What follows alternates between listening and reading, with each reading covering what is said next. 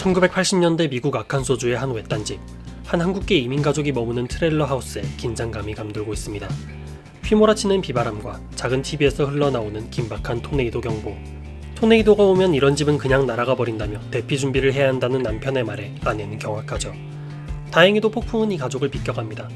그러나 농사로 아메리칸 드림을 이루겠다는 명목하에 온 가족을 데리고 외딴 시골로의 이사를 감행한 남편.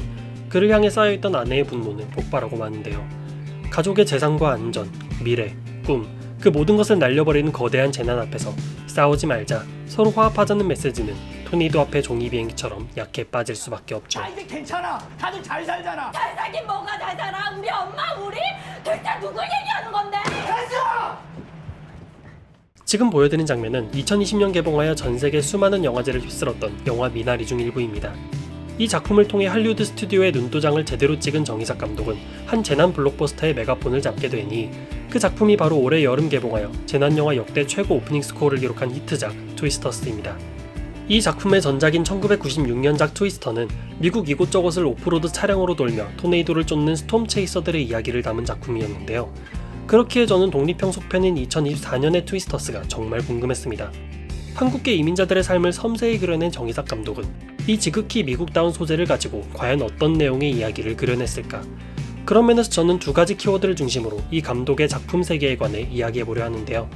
그것은 바로 파괴, 그리고 회복입니다.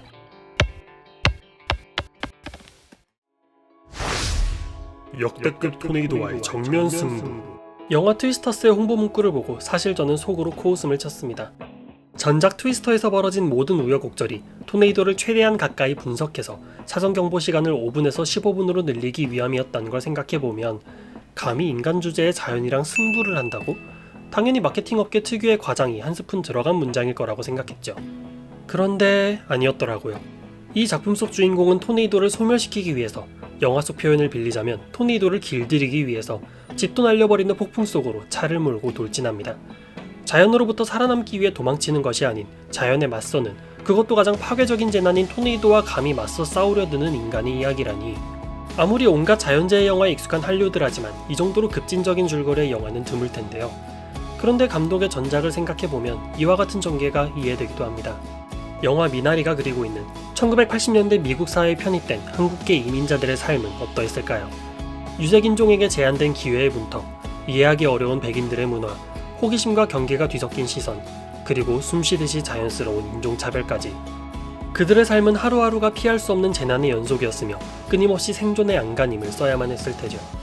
영화 미나리는 그 과정에서 경제적, 정신적으로 파괴되는 한 가족의 이야기를 있는 그대로 담담히 보여주고 있는데요. 그러나 이 작품은 사회적 재난으로 인한 가정의 몰락을 마냥 절망적으로 묘사하는 것에 그치지 않고 그들이 회복해 나가는 희망의 메시지 또한 함께 그려냅니다. 그리고 급진적인 할리우드 재난 블록버스터 트위스터스에도 이러한 시선이 담겨있죠. 토네이도의 등급을 결정하는 개량된 후지타 등급은 차량 및 건축물의 파괴 정도를 기반으로 결정됩니다. 그리고 트위스터스는 단지 물리적인 피해뿐 아니라 씻을 수 없는 트라우마, 살아남았다는 죄책감 등 토네이도가 파괴한 인간 개개인의 삶도 함께 그려내죠.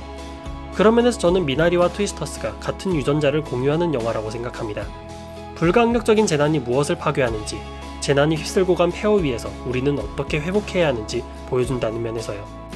종자 가격은 계속 오르고 토네이도는 점점 세지고 가뭄의 홍수까지 오지만 나는 이곳을 떠날 수가 없다. 토네이도 발생 지역인 오클라호마에서 살아가는 주인공의 어머니 캐시의 극중 대사입니다. 그럴 거면 딴 데 가서 살지. 누가 거기 살라고 협박함? 소칭 누칼여보로 대표되는 무책임하고 차가운 시선이 가득한 세상에서 정희삭 감독은 그 모든 재난에도 불구하고 무너지고 일어서고를 반복하며 계속해서 살아가는 사람들의 이야기에 귀를 기울이죠. 그렇기에 저는 정희삭 감독을 파괴의 감독이자 회복의 감독이라 부르고 싶습니다. 인간성의 붕괴를 강렬하게 묘사하는 감독은 많으며 스펙터클한 재난을 잘 그려내는 연출가도 많죠. 그런데 단순히 캐릭터들을 극한 상황에 던져놓고 역시 인간이란 다 똑같아 라며 냉소적인 시선을 담아내는 것에 그치지 않고 우리가 어떻게 해야 회복할 수 있을지 고민하면서 이를 매력적인 스토리라인으로 그려내는 영화 제작자는 드물다고 생각합니다.